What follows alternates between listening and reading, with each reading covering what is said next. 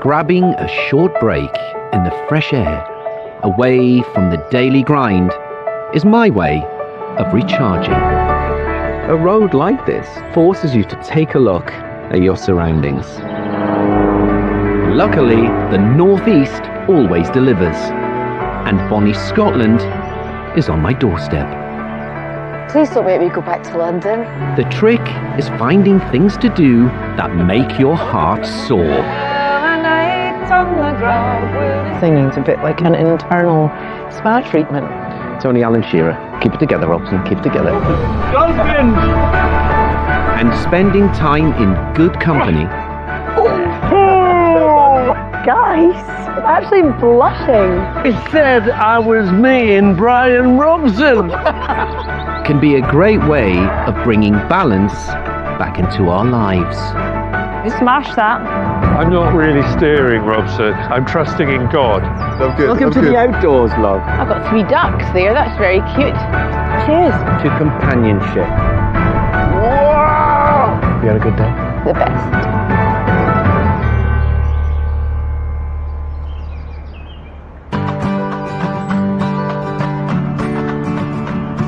I just love it when a weekend escape kicks off with a drive through stunning scenery. It's so beautiful in bonny Scotland this morning.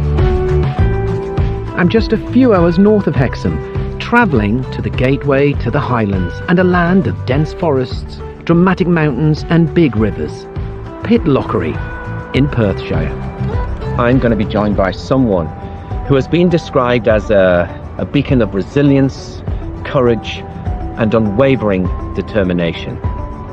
A former Royal Marine, his life took a dramatic turn when he suffered life-changing injuries from a bomb blast in Afghanistan. However, despite those injuries, he refused to be defined by adversity. It is the one and only JJ Chalmers. Originally from Edinburgh, JJ spent a lot of his childhood in this idyllic part of the country. And now, as a gold medal winner at the Invictus Games, an enthusiastic DIYer, and a busy TV presenter and broadcaster, I hope he's going to welcome a couple of days off the clock. There he is, right on time. And an opportunity to revisit some of his favourite haunts as a kid. Hello, mate. How are you, lad? Very well. You looking forward to this weekend away? Oh, mate, can't wait. Fantastic. Get your bag in the back. Let's Cheers. go. As we're in JJ's neck of the woods, and this area is brand new to me, he's going to be choosing much of our itinerary. So we're making our first stop at a mountain pass at Killiecrankie, just a few miles north from here. Growing up, did the landscape have a lot to do with keeping you here? Massive. So I grew up on the south side of Edinburgh, literally on a street that overlooked the Pentland Hills. So I felt like I was from the city, but equally I had the countryside. And then, listen, of course, I ended up, joining the Marines when I was 17. And a big part of that was I wanted to have a life that would take me outside. I'll make you blush, maybe. And honestly, my first memories of the military were soldier.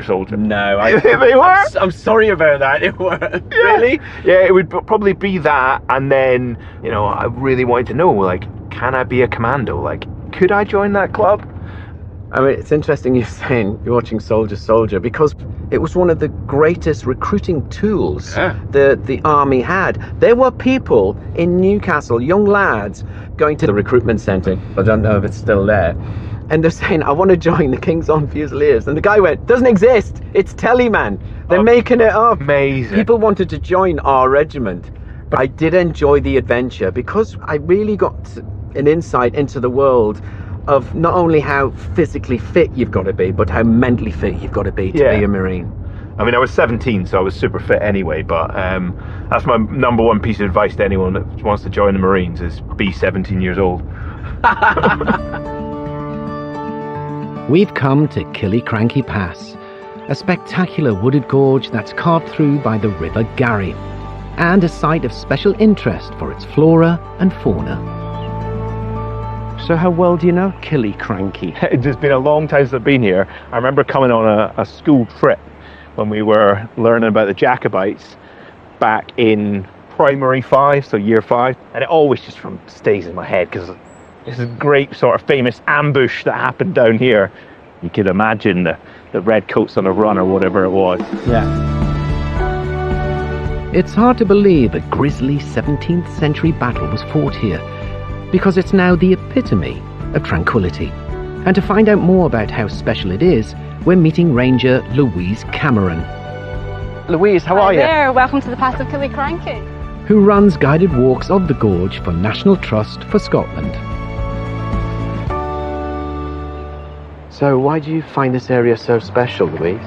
I used to holiday here as a kid, and I think it always had a place in my heart. You're just into the kind of wilderness, really, and the sort of gateway to the Highlands, as they call it. So Yeah. you've got so much to say, the wildlife, the woodlands, the rivers, so that ticks all my boxes, really. So Not too shabby a view there, Louise. it's pretty good, isn't it? But every day's a good day in the outdoors then. Well, it is. I mean, this stuff is just good for the soul. And I mean, it's got it all, doesn't it? It's got trees, got a little bit of water. I mean, when you can hear water, that's what's so nice. Do you find it as a source of strength in your life, being in the outdoors? Could you imagine a life without it?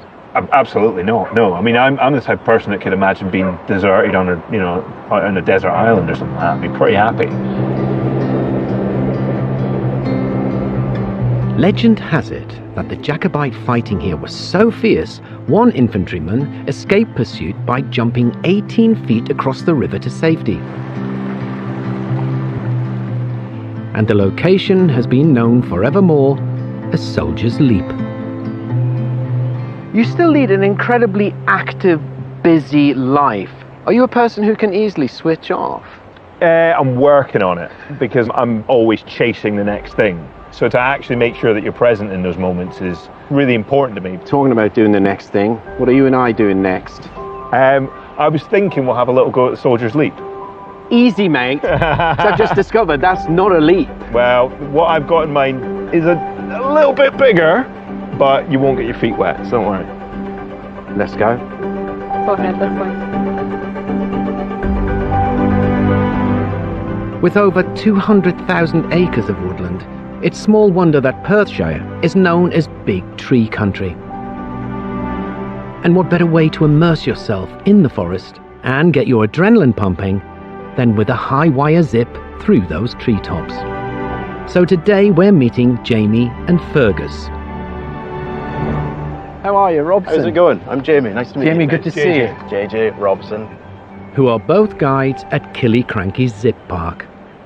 So what are we likely to expect today? We've got 11 zip lines in total. We have 2 river crossings. Those are really good fun. So the first river crossing is 80 meters long, and then the second river crossing is 110 meters long. Wow. Right. That's length, not height. Are we going on those? Yeah. Dude! That sounds fast. You'll see. Okay, You'll see. nice. I'm beginning to wish I'd had proper military training like JJ. So pop your feet through the front 2 loops there. Facing that way? Yeah, facing out that. I bet he can do this in his sleep. I used to do this kind of stuff for a living to the point where I couldn't even enjoy it because you just had to be serious about it. Really? So actually it's more of a case of actually being able to enjoy it for once would be quite nice because I'm doing it without the stakes being too high and no one shouting at me. Oh, we'll be shouting at you. Oh, here we go. Is that a promise? Yeah. What about you? I'm definitely stepping outside my comfort zone. Nice. But it's good for the endorphins, man. Yeah. Good for getting rid of the cortisol levels. All anxieties shall float away amongst the Scots plain. Our first test is to whiz across a wire to land on a platform 30 feet up a pine tree. This one onto the magnet, that one onto the magnet, trolley in the middle, sit those on the ears, one hand on top, one hand bunch there, sit down, lift your feet. Sweet. I'm going to shoot across this zip line first. I'll give you a thumbs up. You can get yourself clipped on and come on over. See you on the other side, I Jamie. will. See ya. See you on the other side, JJ.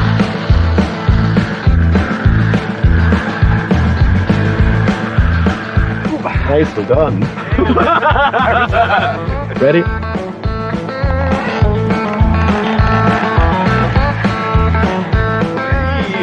I'll work on the landing. You've done that before. I don't know if you've looked down yet.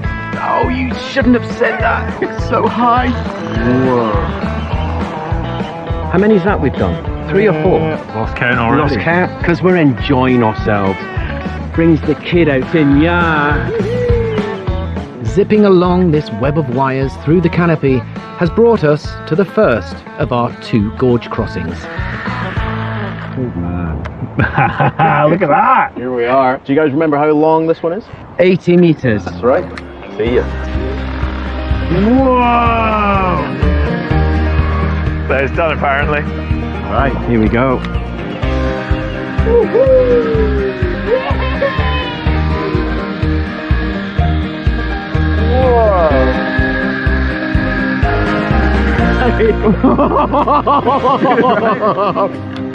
Honestly, Jamie, this is wonderful. It's a dream, right? Oh, mate.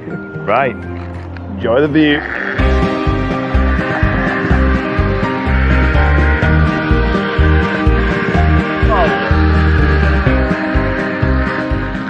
How good is that? What a sight! Man! What a sight! I know, and look at the height of the tree you come from. Wow. Finally, we've reached the pièce de résistance of our aerial adventure. Starting from a platform 70 feet up and travelling 110 meters across the river, this is the longest zip line I've ever been on in my life. So I'm going to head down first, and I'll call you guys over by shouting all clear as well, okay? Thank you. Nice one.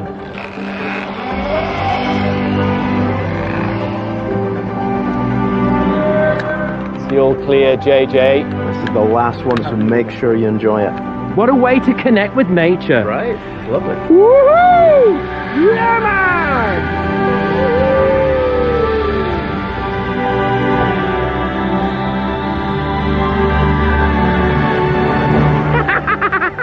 It's amazing. What a rush. What an incredible perspective we've had of the Perthshire countryside. Right.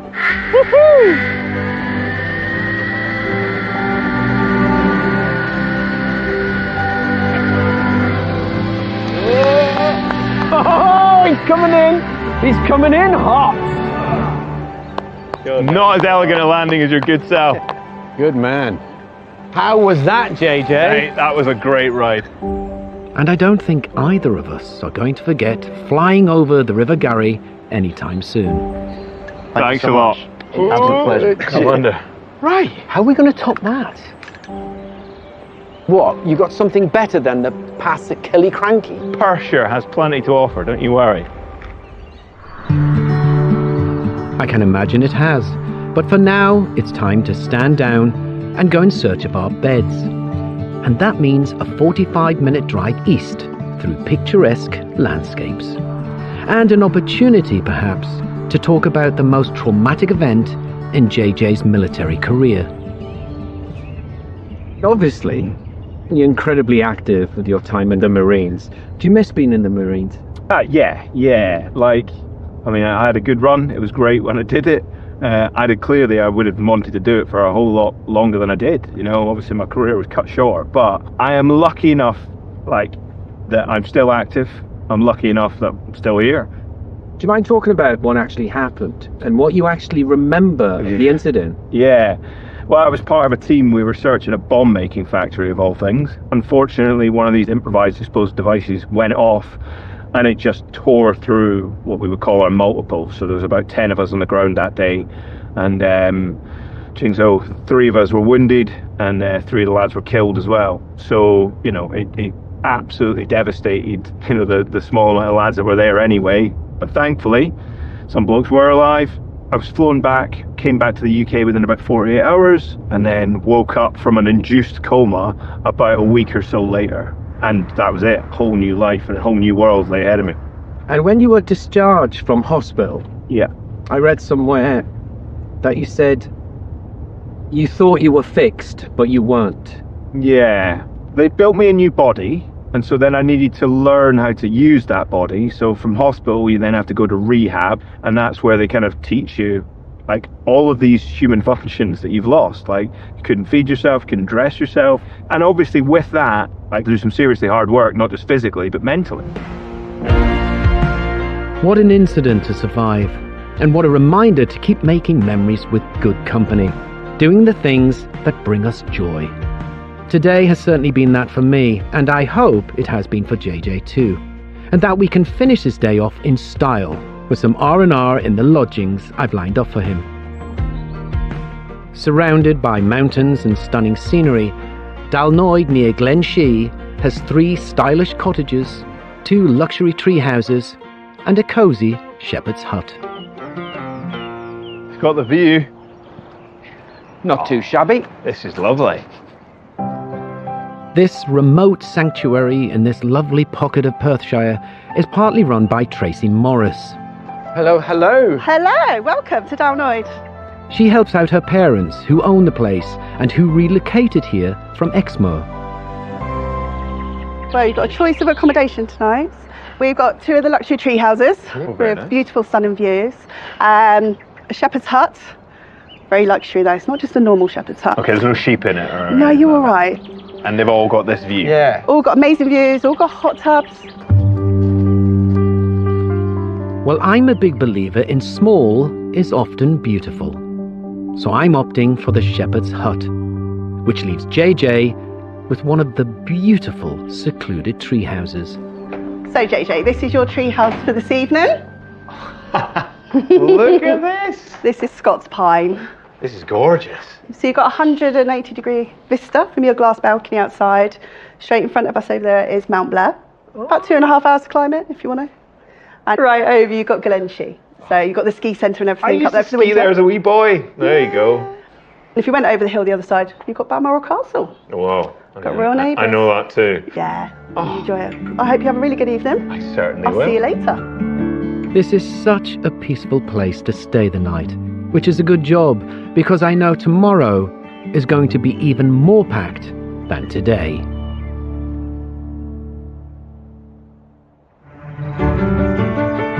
We're up bright and extra early this morning, eager to start the next part of our Perthshire countryside adventure. Did you sleep well? How was your shepherd's hut? It was lovely. The shepherd's life works for you. Yes, it does. It's really comfy, man. Really comfy and quiet. It's lovely. How was yours? It was lovely. I'm relieved JJ's well rested because we're both up at 5 a.m. to have a go at something that's more often seen in somewhat snowier and colder climes. We must be barking mad. Do you have pets? No, don't actually. We had a dog growing up, and which I absolutely adored. You like dogs? Yeah, I do Yeah. like a dog. I'm glad you like dogs, and I'm glad you like their company, because in Perthshire this morning, we're going husky racing. What? We're going husky racing. I know. Okay, because the last thing I would expect on this blue sky weekend is to suddenly be engulfed in snow.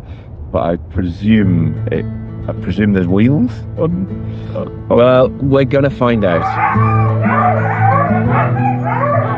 The Bowland Trails Husky experience is only one of a few dedicated training centres of its kind in Britain.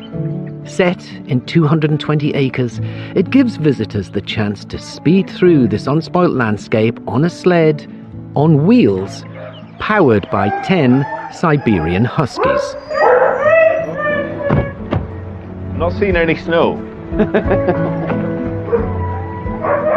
And it's all down to the hard work of husband and wife team John and Mary Carter. Hello. Mary Robson. Hi. Hi. Nice to meet you. Who are both international champions in husky racing.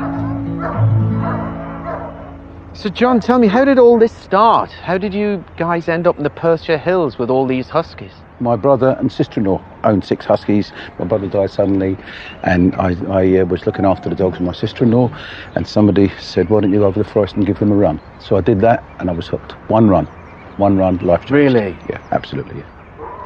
So Mary, do JJ and I need a costume change? Yeah, if you guys want to go and get ready, and then we'll get the dogs organised and see you up in the forest. Great. JJ's kindly let me have first dibs.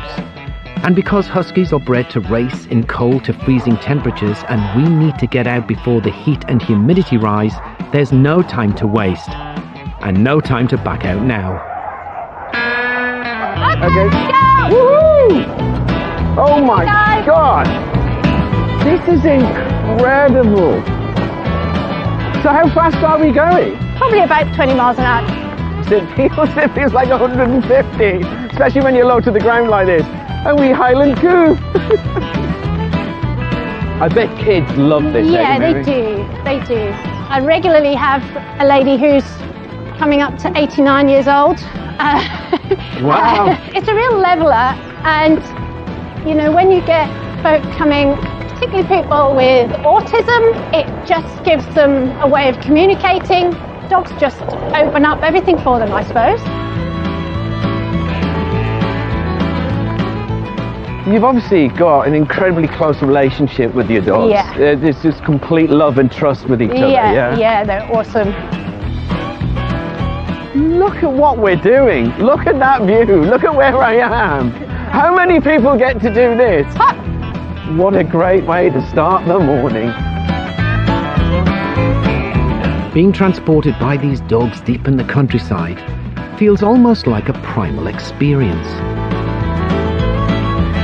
Right, here they come. Oh, it's my turn. And having covered 5 kilometers in 15 minutes, That was amazing. I'm glad you enjoyed that. it's time for a break so the dogs can have a drink of water and a well-earned rest. There you go. There you go. Enjoy. You sat out in this woods and I could just hear dogs howling, and then yeah, saw you. Mate, you're going to enjoy it. I can't wait. You're going to enjoy it. I can't believe the stamina these dogs have. After 20 minutes, they're back up and raring to go. Right. Kids, okay, let's go. There's no gentle acceleration. It's They're full really. on. Good dogs, well done. Whoa! Cheep. What a way to rip through the forest. What age are all these dogs, roughly? Well, 7 of these on this team are all litter mates. They're a complete litter. Wow. They will be 7. Copper, who's the tall guy at the front, he is 8. And the 2 at the back, there'll be 10. You can tell they're having fun, but they're still working hard. Yeah, they're putting a big shift in. And it only works because they're working together. Everyone's doing their bit.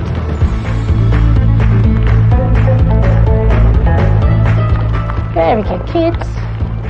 In we go. A bit of shade. Good dogs, well done.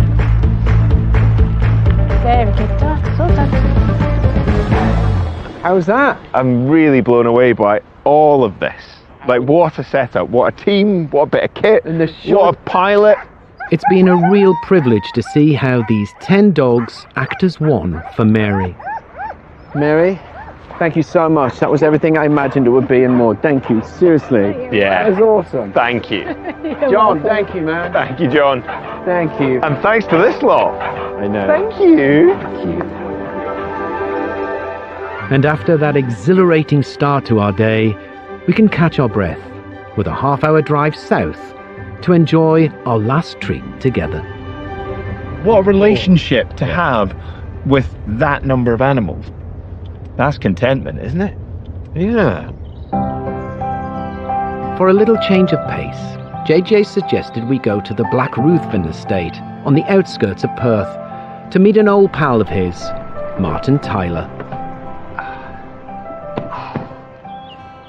Martin. Hi JJ, how are you getting on? I'm good. Good to see you again. Martin runs dry stone walling workshops because he's passionate about passing on his skills to anyone who wants to have a go. So, are we doing a bit of dry stone walling today? Is that what you call it up here? Dry stain diking. Dry stone diking? Dry stain diking or dry stone walling, the kind of... Ever knows what both are. Well, man, it's a first for me. So, honestly, I'm your apprentice.